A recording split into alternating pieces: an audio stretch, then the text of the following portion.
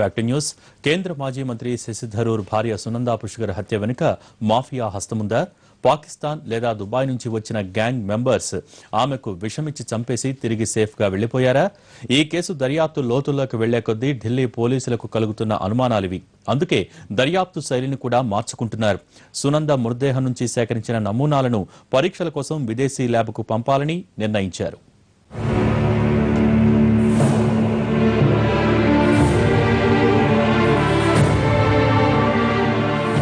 సునందా పుష్కర్ హత్య కేసు దర్యాప్తు ఢిల్లీ పోలీసులకు సరికొత్త సవాళ్లు విసురుతోంది.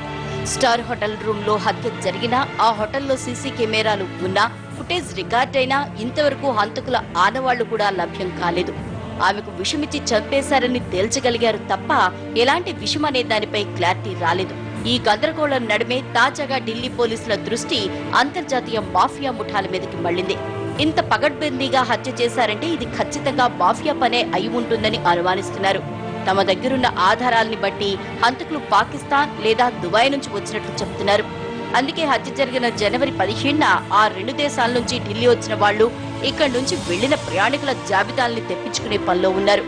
శశి థరూర్ కి పాకిస్తాన్ కు చెందిన ఓ మహిళా జర్నలిస్టుతో సంబంధాలు ఉన్నాయని గతంలో సునంద చేసిన ఆరోపణలు కూడా ఇప్పుడు సీరియస్ గా తీసుకుంటున్నారు దర్యాప్తు అధికారులు.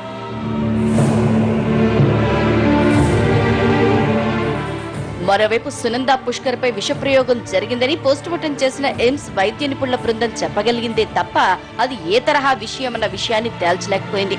అది ఏ తరహా విషయమో చెప్పగలిగే సాంకేతిక పరిజ్ఞానం మన దేశంలో లేదని కూడా వెల్లడించింది ఎయిమ్స్ ప్యానెల్. దీంతో పోలీసులు సునంద మృతదేహం నుంచి సేకరించిన నమూనాల్ని యూకే పంపాలని నిర్ణయించుకున్నారు. ప్రపంచవ్యాప్తంగా ఉన్న ఏ తరహా విషయమైనా గుర్తుపట్టగలిగే సాంకేతికత అక్కడ అందుబాటులో ఉంది. ఏ విషయాన్ని ఎలా ప్రయోగించారన్న సంగతి తేలిదే కేసులో ఓ క్లారిటీ వస్తుందంటున్నారు దర్యాప్తు అధికారులు.